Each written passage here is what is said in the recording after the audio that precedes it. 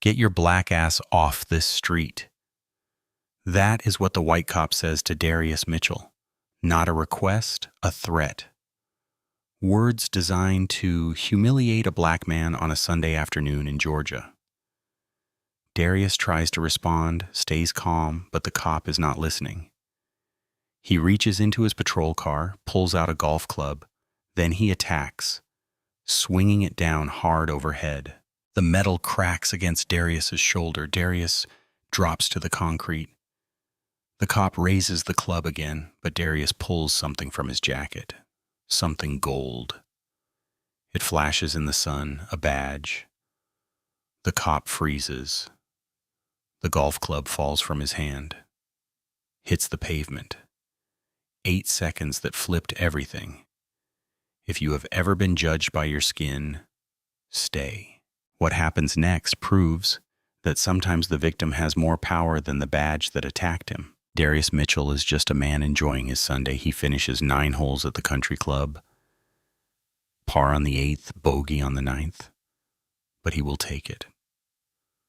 At 37, he has learned that golf is about patience, not perfection. The same lesson applies to his real job, though nobody at this club knows what he actually does for a living. His phone buzzes. A photo from his daughter, Lila. She is 9 years old, holding up her science fair project, a baking soda volcano painted to look like Mount Vesuvius. The caption reads, "Dad, look, it exploded." Darius smiles, texts back 3 heart emojis and a thumbs up. His wife, Maya, is with Lila at her sister's house, just 6 blocks from the golf course. He could drive. His car sits in the parking lot, keys in his pocket. But Maya has been after him about walking more. The doctor said the same thing at his last checkup. High blood pressure. Stress. The kind of thing that comes with the job. So Darius walks. Pinewood Springs, Georgia, looks perfect from the outside. Oak trees lining every street. American flags on porches. Kids riding bikes in cul-de-sacs. The kind of town people move to for the good schools and the safe neighborhoods. But Darius knows what those phrases really mean. He grew up 20 miles south of here, in a neighborhood where those same phrases were used to keep people who looked like him on the other side of the county line. Redlining, steering, the polite words for segregation that never really ended, just got quieter. He joined the police force 15 years ago to change that. He spent a decade in patrol, 3 years in homicide, made detective at 32. He was good at it. Closed cases, built trust in communities that had every reason not to trust cops. Then he took a different path. Internal Affairs, Atlanta PD, the unit that investigates other police officers, the job that makes every cop in every locker room go silent when you walk in. The job where you have no friends, only subjects and witnesses. Darius reaches into his jacket pocket, feels his badge, not his regular detective shield, the special one. IA. 2 letters that change everything. But today he is off duty. Today he is just Darius, husband, father, man who played 9 holes and wants to get home for Sunday dinner. The afternoon sun sits heavy on his shoulders. August in Georgia means heat that sticks to your skin, air so thick you can almost taste it. He passes house after house on Riverside Drive. Perfectly cut lawns, sprinklers ticking, a dog barking behind a fence. The street is quiet. Too quiet. Darius has walked this route a dozen times, visiting his sister-in-law. Never had a problem. But something feels different today, a tension in the air he cannot quite name. His shoulder aches from his golf swing. He rotates it, feeling the pull. Getting old, he thinks. Not quite 40, but close enough to feel it. 3 blocks to go. That is when he hears the engine. The particular sound of a patrol car, Crown Victoria police package, the engine that drops pitch when someone is watching instead of driving. Darius does not turn around. Does not need to. He knows that sound better than most people on Earth. The car rolls up beside him. Pinewood Springs Police Department, Unit 512. White with blue stripes. Darius keeps walking, hands visible, posture relaxed. He has done nothing wrong. He is on a public street. He knows his rights. The patrol car passes him, then stops. Brake lights flare red. The driver's door opens. A white officer steps out. Mid-40s, solid build, sergeant stripes on his sleeve. His name tag reads Harlan, and everything changes. Bryce Harlan stands beside his patrol car. His hand rests on his duty belt. Not on his gun yet, but close enough. "Excuse me." Darius stops, turns. "Yes, officer."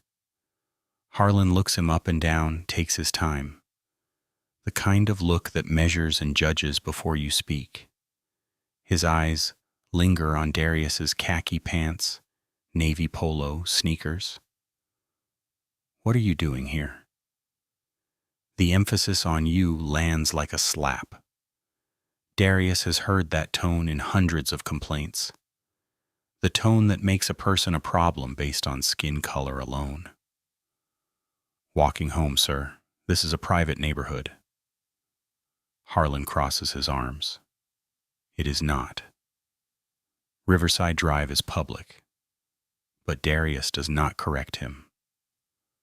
"I am heading to my sister-in-law's house. My wife and daughter are there." Harlan narrows his eyes. "Let me see identification. Am I being detained?" Silence. A car passes 2 blocks away. A sprinkler ticks nearby. Normal Sunday sounds. Harlan steps closer. 1 step. 2. "I asked you a question, boy."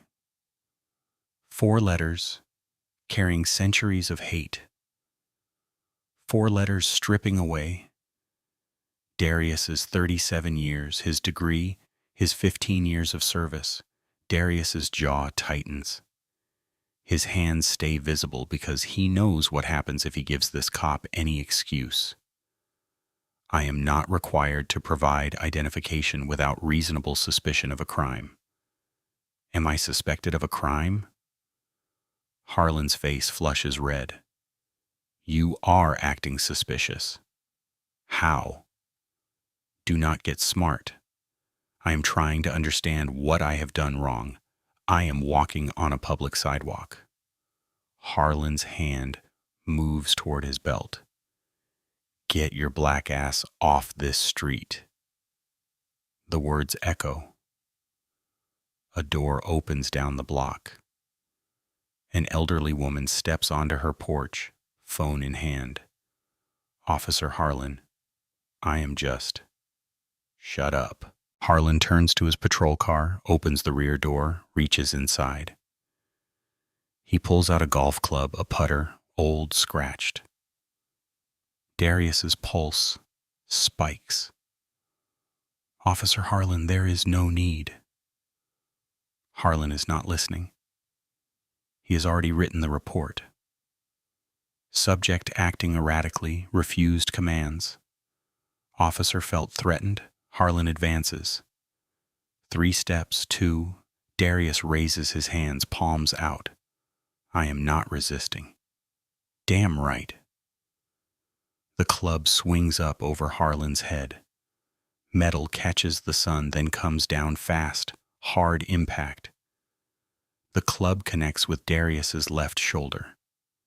Crack. Metal meeting bone. The sound echoes down the street.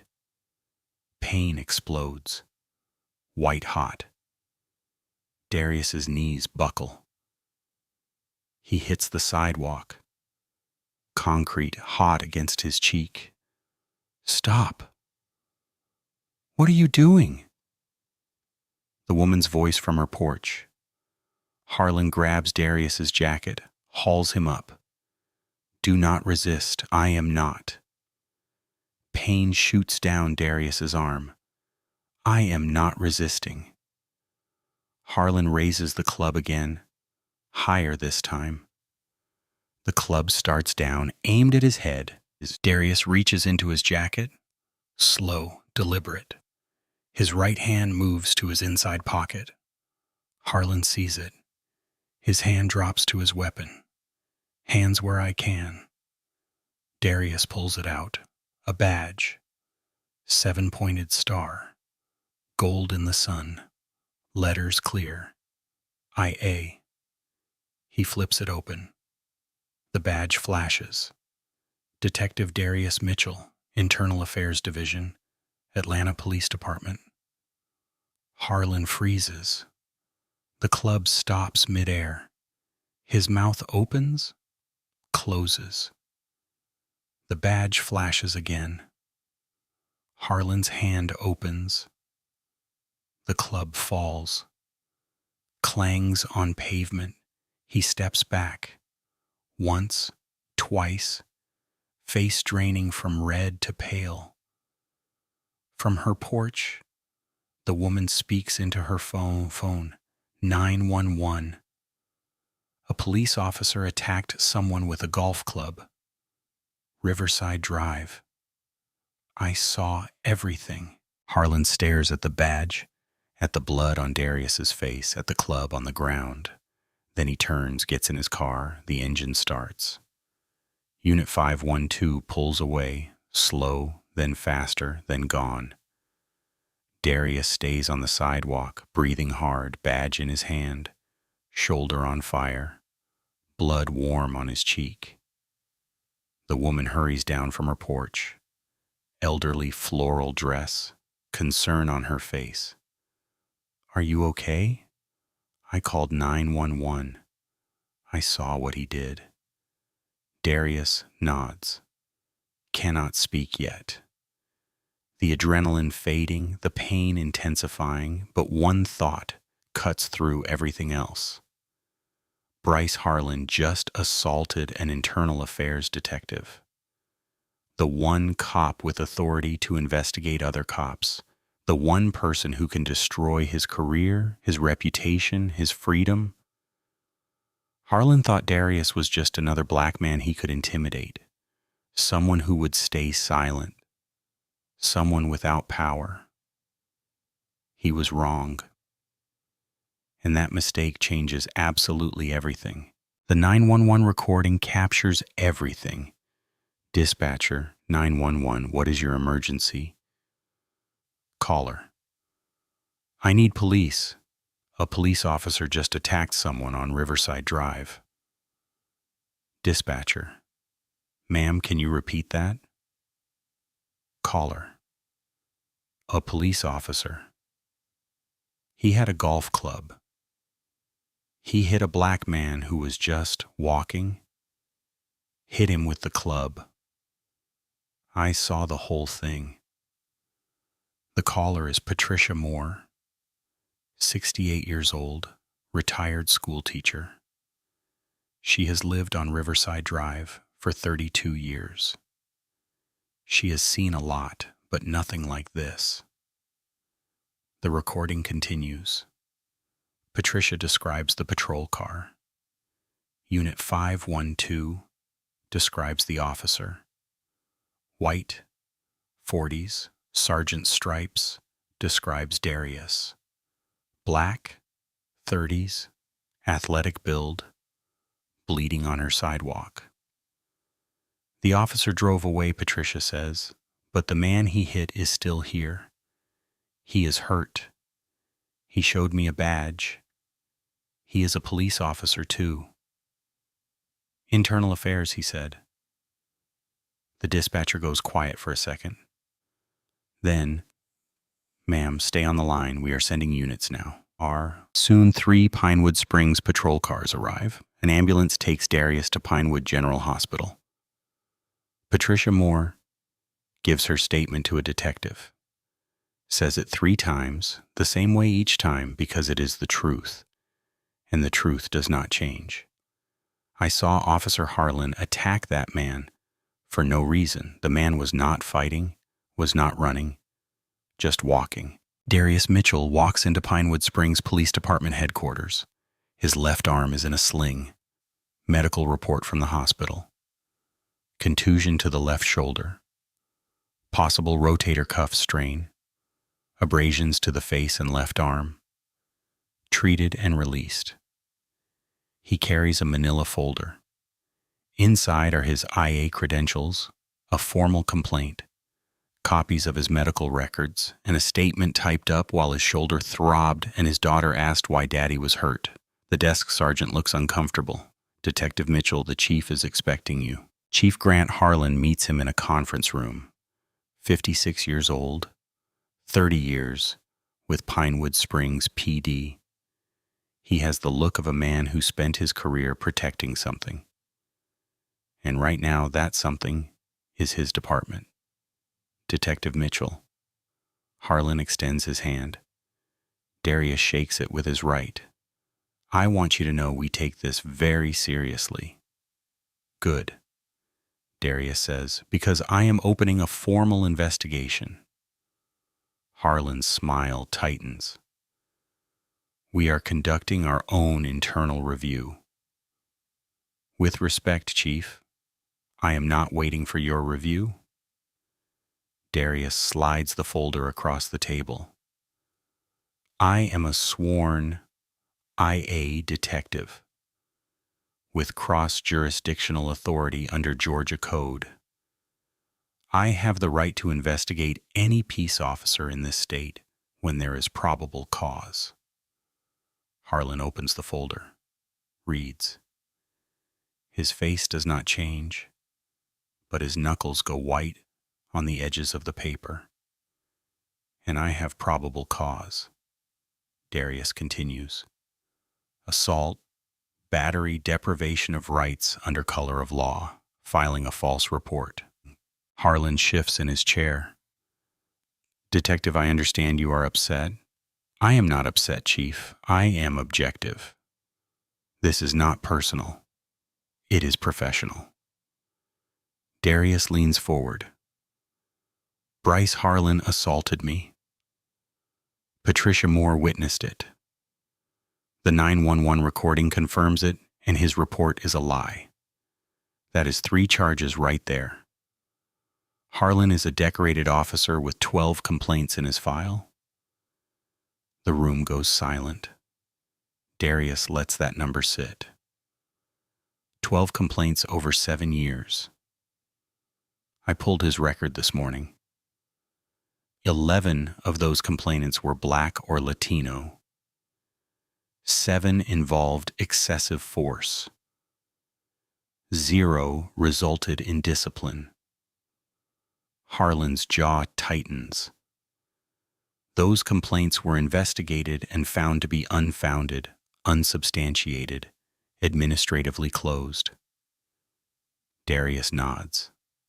I read the files, every single one. And you know what I noticed, Chief? The language is almost identical. Same phrases, same conclusions, like someone had a template. Harlan stands.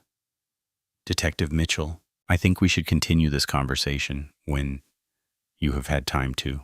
I have had plenty of time. Darius stands too, winces as his shoulder protests. I spent last night reading every complaint filed against Bryce Harlan, reading the witness statements that somehow disappeared, reading the body cam footage that mysteriously malfunctioned, reading the reports that got amended after the fact. He moves toward the door, stops, turns back. You have been protecting him, Chief, for years, and I'm going to prove it. The story hits the local news. Channel 8 runs a segment. Pinewood officer involved in confrontation with off-duty Atlanta detective. The department's public information officer gives a statement. We take all complaints seriously. A thorough internal review is underway. But something else happens that day. Something the department does not expect. Patricia Moore calls the Atlanta Chronicle, asks for the investigative desk, gets transferred to Rebecca Torres, a reporter who spent 5 years covering police misconduct in Georgia. I witnessed a police officer attack a black man for no reason, Patricia says, and I think it has happened before. Rebecca Torres listens, takes notes, asks questions. By the end of the call, she is opening a new file on her laptop. The subject line reads, Pinewood PD Pattern and Practice. Patricia's doorbell rings. It is a man in his late 20s. Officer Kyle Torres, Pinewood Springs PD. He is out of uniform. Looks nervous. Mrs. Moore, I heard about what you witnessed. I just wanted to say. He glances around. Thank you for speaking up. Patricia studies him. You know Officer Harlan? I work with him. Kyle's voice drops. And I have seen things that made me uncomfortable. Like what? Kyle hesitates. Then, can I give you a name? Someone who might want to talk to you or that reporter?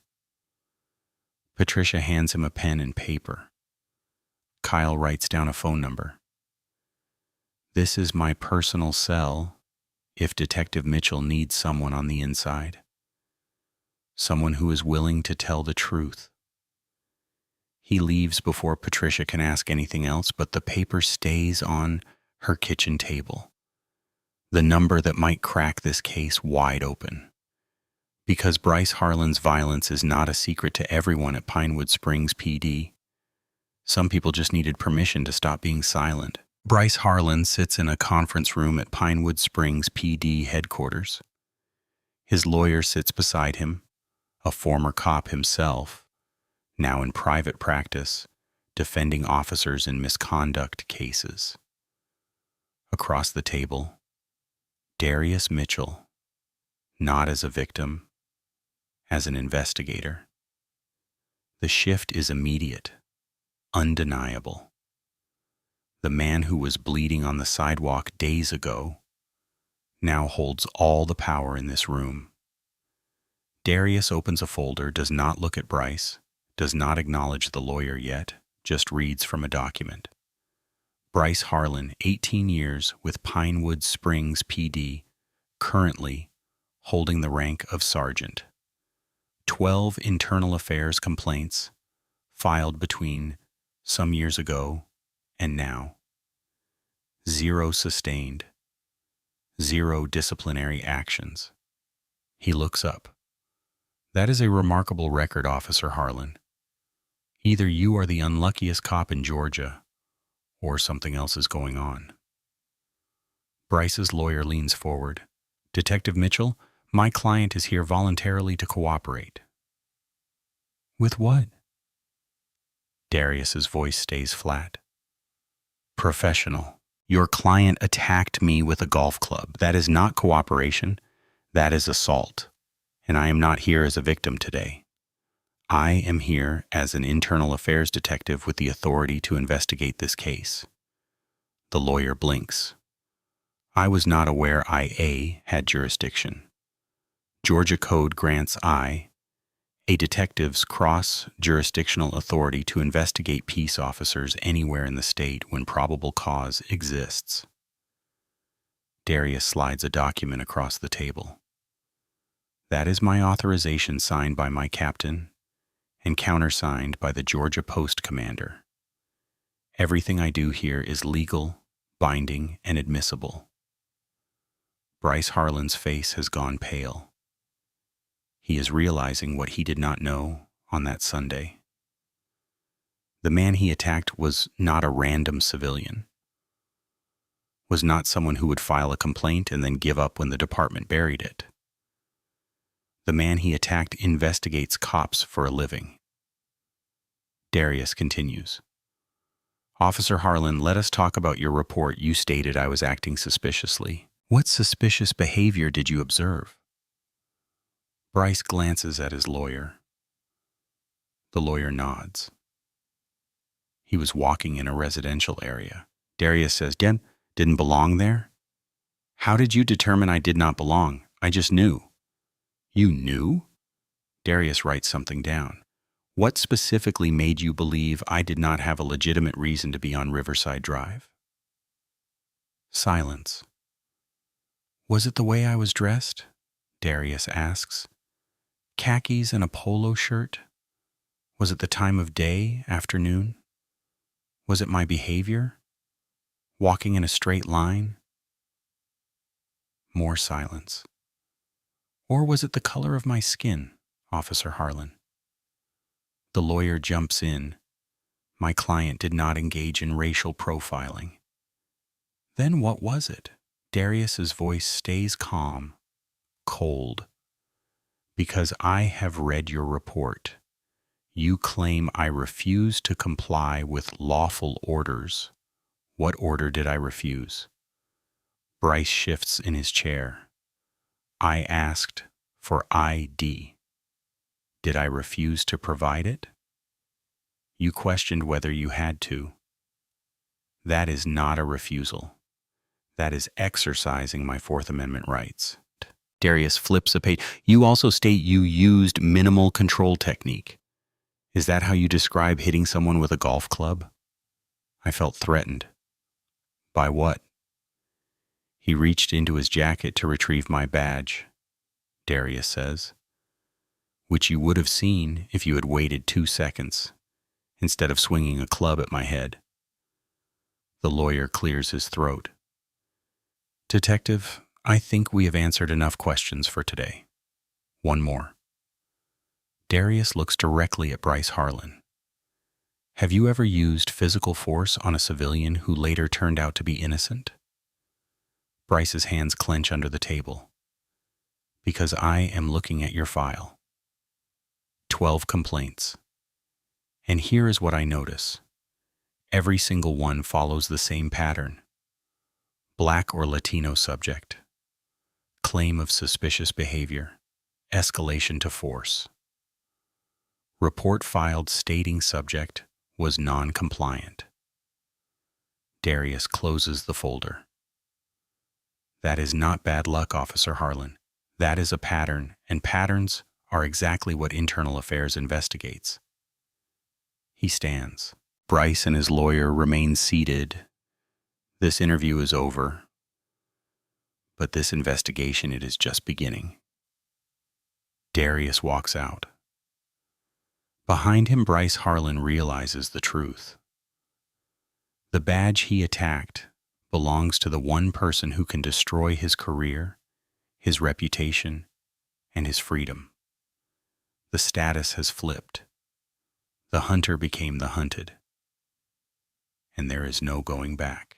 Rebecca Torres meets Darius at a diner 20 miles outside Pinewood Springs, away from town, away from eyes.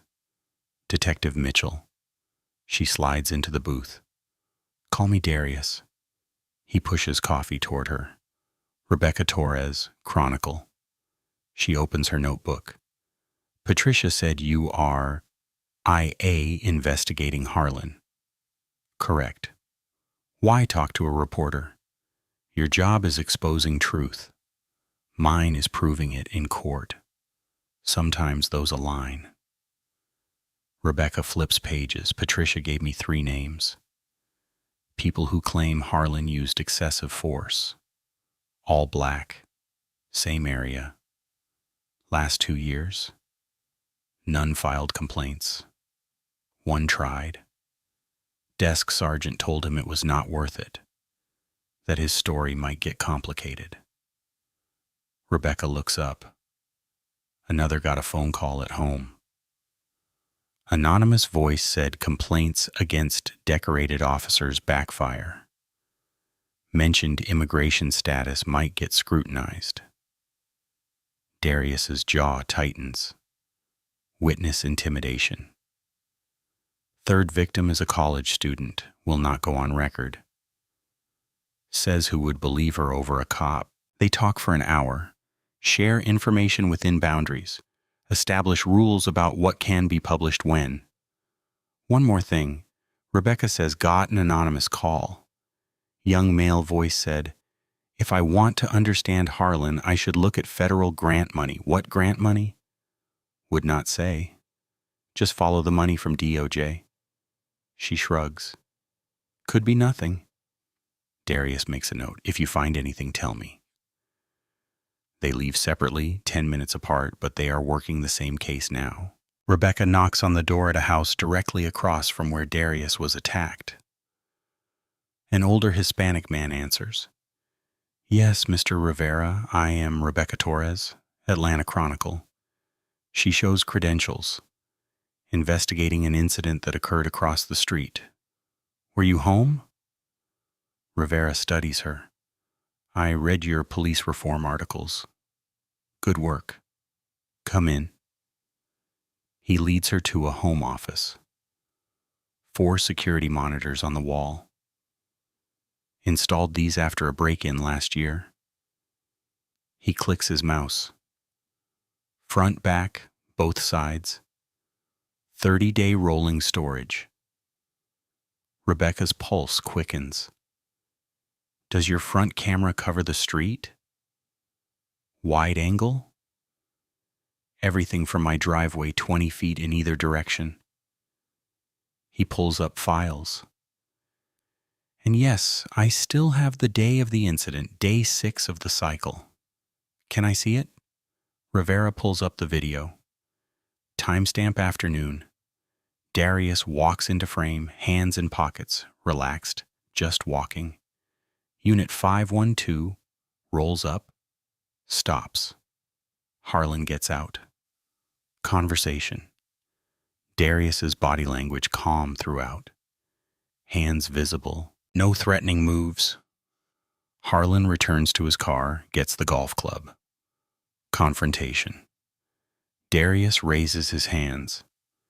Clear surrender posture. Harlan swings.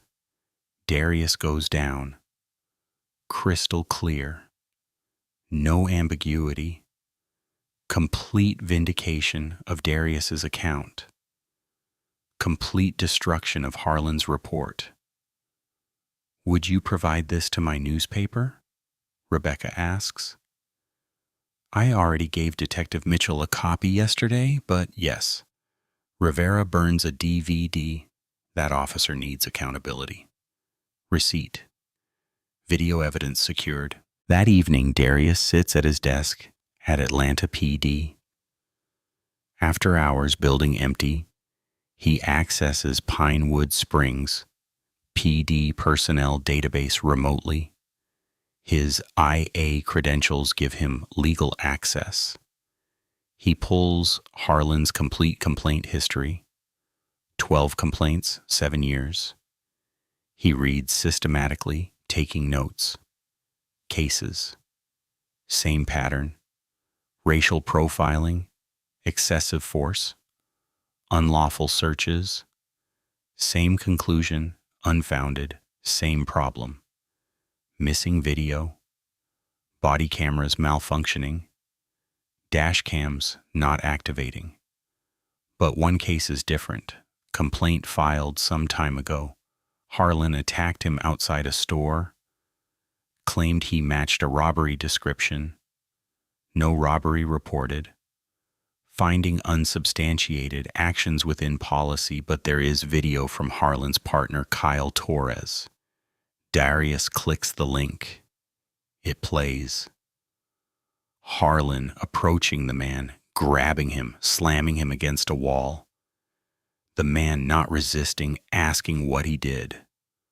Harlan, shut up. Camera shifts away 3 seconds, returns. The man on ground bleeding. Minutes of footage, but Harlan's report says approximately 2 minutes. Investigation finding says video supports officers' brief professional interaction.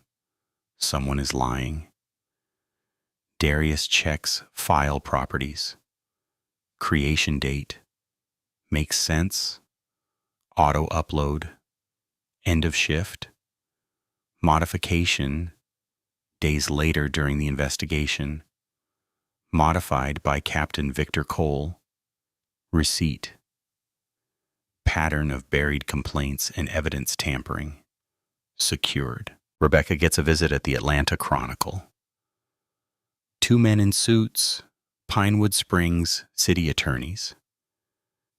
Miss Torres, we understand you are working on a story about our police department. Rebecca does not invite them to sit. I am working on several stories, specifically about Officer Bryce Harlan. I cannot discuss active investigations. We are here to remind you about Georgia's defamation laws. Publishing false or misleading information about a peace officer can result in civil liability. Rebecca smiles cold. Are you threatening to sue me? We are advising caution. I am a journalist. Caution is making sure every fact is airtight before I publish, which is exactly what I am doing. The attorneys exchange looks. We would hate to see the Chronicle face unnecessary legal expenses. Get out of my office. They leave, but the message is clear. Back off or face consequences. Rebecca calls Darius. They came after me today? I know. They are coming after everyone. Did they threaten your family? Silence. Darius. Yeah, he says, quietly. They mentioned my daughter's name, her school. Jesus, are you going to? No, I am not stopping. But Rebecca, you need to be careful. These people play dirty. So do I. Officer Kyle Torres gets called into Captain Victor Cole's office. Torres closed the door. Kyle does. Knows what is coming. I understand you have been talking to people about Officer Harlan. I answered questions as required. You gave information to a reporter. Kyle's heart sinks. I do not know what. Do not lie to me, officer. I know about your conversation with Mrs. Moore. I know you have been in contact with Detective Mitchell. Cole leans forward. You are young. You have a career ahead of you. Do not throw it away over Bryce Harlan. Captain, I saw things. You saw an officer doing his job. Sometimes the job is not pretty, but we do not air our dirty laundry to outsiders. We protect our own, even when they are wrong. Cole's face hardens, especially then, because if we do not protect each other, who will? Kyle leaves the office, finds his patrol assignment changed. Night shift. The worst areas, the most dangerous calls. Punishment. Warning. Message received. But Kyle still has the copies he made, the emails, the server logs, and he is not done talking. Darius sits in his dark living room at some hour, cannot sleep. Shoulder aches. Mind will not stop. His phone lights up. Maya's name. She is calling from upstairs, which means something is wrong. Darius, come here now. He takes the stairs two at a time, finds Maya at Lila's window. Outside, parked on their street, a gray sedan, engine running, headlights off, just sitting there watching. Darius pulls out his phone, calls 911, then calls his captain. By the time Atlanta PD arrives, the sedan is gone, but the message was delivered. We know where you live. Darius stands at his daughter's window, watches the street, his family sleeping behind him, his career on the line, his life threatened, and he asks himself the question everyone asks eventually. Is it worth it? Is exposing one cop's violence worth putting his own family at risk? The answer should be simple. But watching an empty street where a threat just sat, nothing feels simple anymore. Darius does not go to work. He sits in his backyard instead, coffee growing cold in his hand, the morning sun already hot on his shoulders. Maya finds him there. "You are still here?" "Yeah." "Darius, talk to me." He does not look at her. "They threatened you. They threatened Lila, and I keep pushing anyway. What kind of father does that?" Maya sits beside him. "The kind who believes some things are worth fighting for." "Are they really?" He finally looks at her. "Bryce Harlan attacked me." "That is wrong. But is exposing him worth putting our 9-year-old daughter in danger?" "They are not going to hurt Lila. You do not know that. You cannot know that." His voice cracks. "I have spent 15 years as a cop. You know what I have learned? Bad cops are the most dangerous people in the world because they have the badge. They have the authority. They have the system protecting them. And you have the power to change that. Do I?" Darius laughs, bitter. "Harlan filed a complaint against me. Post is reviewing my authority. My own department is starting to distance themselves. And for what? So I can prove one racist cop assaulted me. There are thousands of Bryce Harlans out there. I take down one, another takes his place. That is not the man I married talking. Maybe it should be." He sets down his coffee. "Maybe I should have just filed the complaint, let it get buried like the other 12, and moved on with my life." "You do not believe that?" "I do not know what I believe anymore." They sit in silence. A bird sings somewhere. A lawnmower starts up 3 houses down. Normal Sunday. Sounds like the world is not falling apart. "Lila asked me something last night," Maya says quietly. "What?" "She asked if you were going to stop being a police officer." Darius's chest tightens. "What did you tell her?" "I told her you were the best police officer I knew because you help people who cannot help themselves, even when it is hard, even when it is scary." Darius. Then she said something that broke my heart. Maya's eyes well up. She said, "But Mommy, who helps Daddy?" Darius closes his eyes. "Who does help you, Darius, when you are carrying all this weight? When you are fighting the entire system by yourself?" "I do not know. I do." Maya takes his hand. "We do. Me and Lila, Rebecca Torres, Patricia Moore, Kyle Torres, all those people who filed complaints that got buried. We help you because what you are doing matters, not just to you, to everyone who has ever been Bryce Harlan's next victim.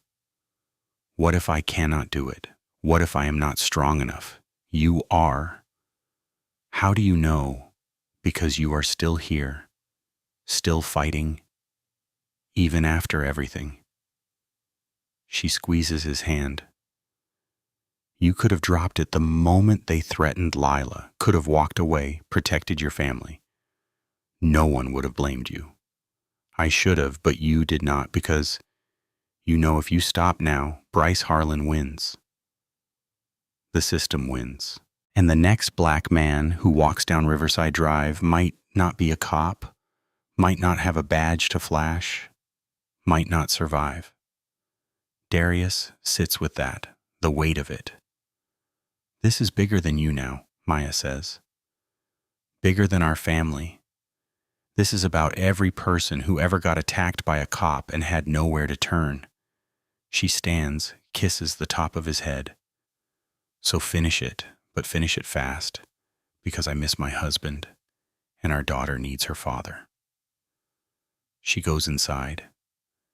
Darius stays in the yard thinking, doubting, questioning everything. Then his phone buzzes. Text from Rebecca Torres. Got something big. Can you meet? Darius looks at the message. Looks at his house at the window where his daughter's room is. Then he stands up, types back, where and when. Because Maya is right. This is bigger than him now, and the only way out is through. Rebecca's article hits the Atlanta Chronicle website. The headline, "The Badge That Protects the Badge." Inside Pinewood PD's Pattern of Silence.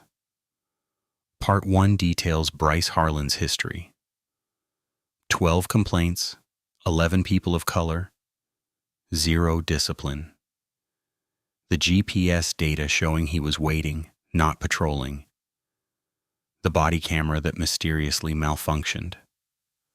Part 2 exposes the email chain. Captain Victor Cole adjusting narratives. Chief Grant Harlan's directive to keep complaint numbers low. The DOJ grant and its metrics. Part 3 reveals the money. Millions in federal funding tied to low complaint rates.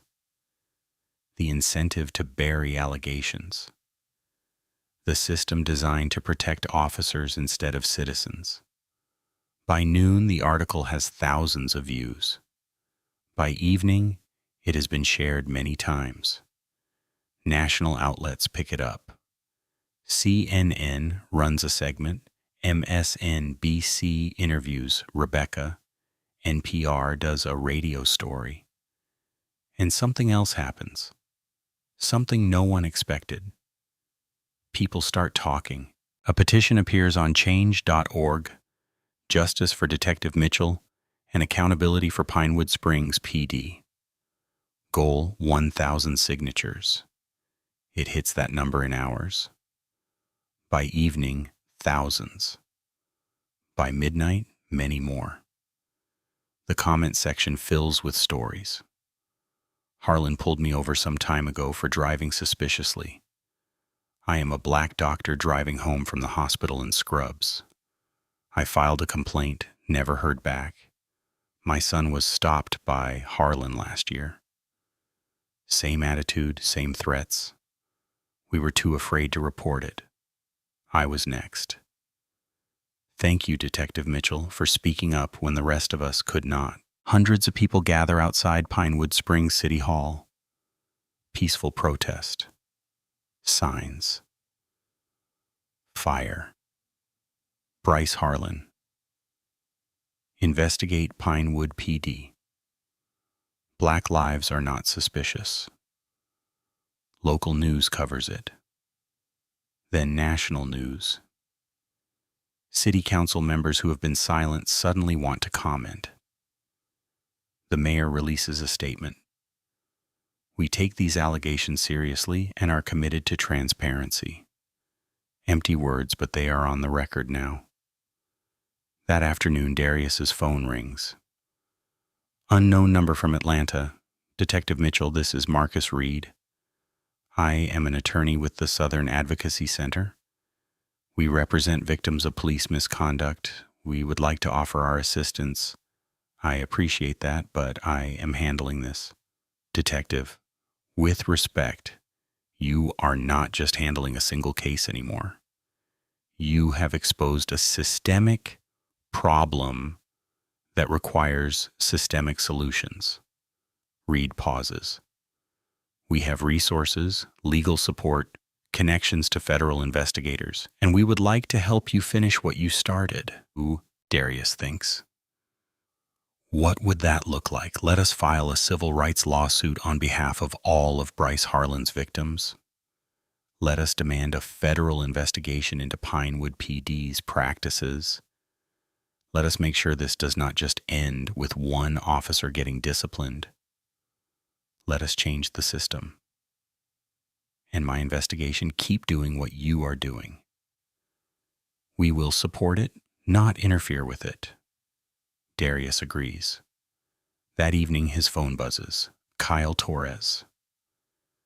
Detective, I have more server logs, metadata showing exactly when reports were edited, who edited them, email backups. Captain Victor Cole thought he deleted. How did you? I am trained. They made me admin on the server some time ago. They forgot to revoke access. Kyle sends the files, dozens of documents, each one a piece of the puzzle. Receipt, internal whistleblower evidence secured. The next morning, Darius wakes up to a different feeling. Not hope exactly, but something close. The tide is turning, and for the first time since that Sunday, he believes he might actually win. Kyle Torres's files reveal something even worse than Darius expected. He opens the server logs, timestamps showing when internal reports were accessed, modified, and saved. Bryce Harlan's case, from some time ago. The complaint was filed. The investigation closed as unfounded, but the server log shows the incident report was edited days later during the investigation. The original report stated, subject was non-compliant and verbally aggressive, applied OC spray to gain compliance. The edited version, subject exhibited suspicious behavior, verbal commands given, subject complied without incident. OC spray, pepper spray, was removed entirely from the official record. Who made the edit? Captain Victor Cole. Darius goes deeper. Finds similar patterns in several other cases. Reports edited mid-investigation. Excessive force allegations softened to verbal warnings. Witness statements altered to match officers' accounts. But the most damaging file is an email Kyle recovered from the server backup. From Chief Grant Harlan to Captain Victor Cole. Subject: FY Grant Compliance Urgent. We are into the new year and already at complaints. We cannot afford another year like last. The DOJ is reviewing our grant renewal. If our complaint numbers do not show improvement, we lose millions in funding. I am implementing new protocols effective immediately. 1. All civilian complaints must be reviewed by supervisors before formal filing. 2. Officers named in complaints will participate in complaint review. 3. IA investigations must conclude within days with strong presumption of unfounded. 4. Priority protection for senior officers Harlan, Patterson, Davis, Martinez. This is not optional. Our budget depends on these metrics. Adjust procedures accordingly. Darius reads it 3 times. This is not one captain covering for one bad cop. This is department-wide policy ordered from the top. Designed to suppress complaints, protect problem officers, and preserve federal funding. Receipt. The smoking gun secured. He forwards everything to Rebecca Torres, to Marcus Reed at the Southern Advocacy Center, and to someone else, someone he has been avoiding calling. FBI Atlanta Field Office, Civil Rights Division. Darius receives a call from Special Agent Victoria Anderson. Detective Mitchell, I received your package. The documents you sent regarding Pinewood Springs PD, and we are opening a preliminary investigation. Pattern or practice violations under federal code. If your evidence holds up, we are looking at consent decree territory. A consent decree, federal oversight. The kind of intervention that forces entire departments to reform. How long? These things take time. Months, usually.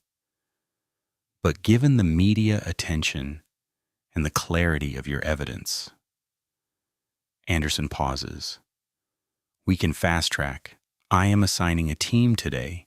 Darius feels something he has not felt in weeks. Vindication. Not for himself. For every person who filed a complaint that got buried. Every victim whose truth was erased. Every witness who was silenced. That afternoon, Rebecca Torres publishes the next part of her series, The Grant Money That Bought Silence. She details the DOJ funding, the metrics tied to complaint rates, Chief Grant Harlan's email directing systematic suppression, the financial incentive behind every buried allegation. The article includes interviews with several of Bryce Harlan's previous victims, people who tried to report and were turned away, people who were threatened into silence, people who thought no one would believe them. Now everyone believes them because the evidence does not lie. Pinewood Springs City Council announces an emergency meeting. Public hearing soon. Subject: allegations against police department and request for independent investigation. The invitation is open to the public, to victims, to witnesses, to Detective Darius Mitchell. The reckoning is coming, and everyone knows it. Pinewood Springs City Hall. Council chambers packed. Every seat filled. People standing along the walls. News cameras from stations. Reporters from Atlanta, Savannah, even national outlets. Darius Mitchell sits in the front row. Maya beside him. Rebecca Torres, 2 rows back. Marcus Reed at a table with other attorneys from the Southern Advocacy Center. Councilwoman Andrea Taylor gavels the meeting to order. We are here to address allegations against the Pinewood Springs Police Department. This hearing is on the record. All statements will be public. Chief Grant Harlan sits at a table with city attorneys. Bryce Harlan beside him. Captain Victor Cole next to Bryce. They look confident, like they have weathered scandals before. They have not seen what is coming. Detective Darius Mitchell, Councilwoman Taylor says, please come forward. Darius walks to the podium. No notes. Does not need them. Members of the council, on that Sunday afternoon I was walking on Riverside Drive. Sergeant Bryce Harlan stopped me. He asked what I was doing in the neighborhood. I explained I was visiting family. He demanded ID. I asked if I was being detained. He refused to answer. The room is silent, every eye on him. Then Officer Harlan retrieved a golf club from his patrol vehicle and struck me. I sustained injuries requiring medical treatment. When I showed him my internal affairs badge, he dropped the weapon and drove away. Darius pauses, lets that sink in. Well, but this is not about me. This is about a system that allowed Officer Harlan to brutalize many people over years without facing a single disciplinary action. He pulls out a document, reads names, dates, allegations. Each name a person, each person a victim. 11 of these complainants are Black or Latino. 7 involve excessive force. All were closed as unfounded. A projector screen lights up behind him. Rebecca's doing. The email from Chief Grant Harlan projected large enough for everyone to read. This email sent by Chief Harlan directs his command staff to suppress complaints to maintain federal grant funding. Millions tied to low complaint numbers. That is the price Pinewood PD put on justice. That is what your department values more than truth. Chief Grant Harlan stands. That email is taken out of context. Is it? Darius pulls out another document. Server logs show Captain Victor Cole edited several incident reports during active investigations, changed excessive force allegations to verbal warnings, deleted mentions of pepper spray, physical contact, threats. Bryce Harlan's attorney tries to speak. Councilwoman Taylor cuts him off. "You will have your turn." Darius continues. "Officer Harlan did not just attack me, he has been attacking people for years. The difference, I had a badge. I had resources. I had the knowledge to fight back. His other victims did not." He looks directly at Bryce Harlan. "On that Sunday, you told me to get my black ass off that street. You made an assumption based on my skin color. You decided I did not belong. You attacked me with a weapon. And then you lied about it in your report." Bryce's face goes red. "But here is what you did not know. I am internal affairs, and my job is holding cops like you accountable." Darius steps back from the podium. "I am recommending Bryce Harlan be terminated, prosecuted, and stripped of his peace officer certification. I am recommending federal investigation into Pinewood Springs PD for pattern and practice violations. And I am recommending Chief Grant Harlan and Captain Victor Cole face criminal charges for obstruction of justice." The room erupts, some applauding, some shouting, cameras flashing. Bryce Harlan's attorney stands. "My client wishes to make a statement." Bryce approaches the microphone, reads from prepared notes. "I deny any racial bias. I felt threatened by Detective Mitchell's presence and behavior. I acted in accordance with my training. These allegations are baseless and part of a coordinated attack on law enforcement." Then he adds, going off script, "I have served this community for years. I have risked my life, and now I am being destroyed by a man who ambushed me." "Ambushed you?" Darius stands. "I was walking home. You were in a neighborhood where what? Where black people do not belong." Bryce goes silent, realizes he has said too much. Marcus Reed approaches the podium. "Council members, the Southern Advocacy Center represents many of Officer Harlan's victims. We are filing a federal civil rights lawsuit. We are also requesting the Department of Justice investigate Pinewood PD under the consent decree process." He presents a thick binder. This contains witness statements, medical records, server logs, emails, and GPS data. Everything you need to see that this is not one bad officer. This is systemic corruption.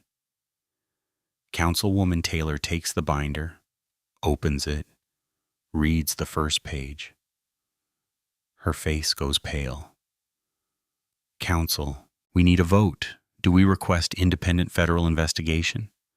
Several council members, most vote yes immediately. Motion carries.